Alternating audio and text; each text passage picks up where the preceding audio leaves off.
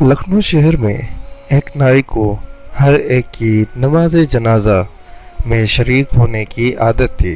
वो अपना औजारों वाला बॉक्स उठाए शहर भर घूमते रहते। जहाँ कहीं उन्हें मालूम होता कि किसी का नमाज जनाजा होने वाला है, वो अपना बॉक्स किसी दुकान पर रख कर उसके जनाजे में शिरकत के लिए पहुंच जाते। कभी ऐसा भी होता कि उन्हें कई मील पैदल चलकर शहर के किसी कोने में नमाज जनाजा पढ़ने जाना पड़ता, लेकिन उन्होंने कभी इसे जहमत नहीं समझा और पूरे खुलूस दिल के साथ शरीक होते। एक दिन उनके पहचान के किसी दुकानदार ने उनसे पूछ ही लिया कि तुम बहुत से मरहूम को तो जानते तक नहीं, इसके बावजूद इस कदर ज़ौक़ व शौक़ से नमाज जनाजा पढ़ने जाते हैं, जबकि ये फ़र्ज़ किफ़ाया है, हर एक के लिए पढ़ना लाजमी नहीं।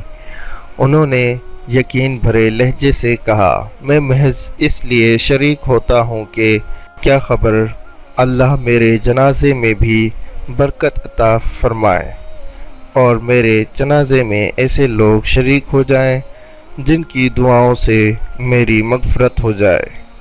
कुछ अरसे बाद लखनऊ के सबसे काबिल एहतराम आलिम दीन का इंतकाल हो गया और उनके जनाजे में बहुत बड़ी तादाद में लोग शरीक हुए। वह उस वक्त का शहर का सबसे बड़ा जनाजा था। उनके नमाज जनाजा के फ़ौरन बाद ऐलान हुआ, हज़रात जाइए नहीं, एक और जनाजा आ गया है। दूसरी नमाज जनाजा पढ़ाई जाने लगी। उन आलिम दीन के जनाजे में लोग अब भी मुसलसल आ रहे थे। जो लोग उनके जनाजे में शामिल नहीं हो सके थे, वो अब दूसरी नमाज जनाजा में शरीक हो गए। नमाज जनाजा बाद मालूम हुआ कि ये उस नाई की नमाज जनाजा थी। अल्लाह ने अपने उस बंदे के इस एक अमल को कबूल किया और उसकी ख्वाहिश का मान रखा कि अब उस नाई का जनाजा उन आलिम दीन के जनाजे से भी बड़ा हो गया।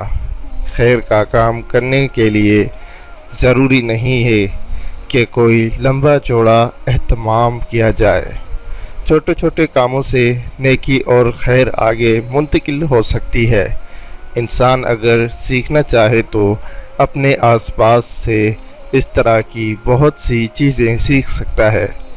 कोई नेकी कमतर नहीं और एक अच्छी नीयत उस नेकी को कई गुना बढ़ा देती है।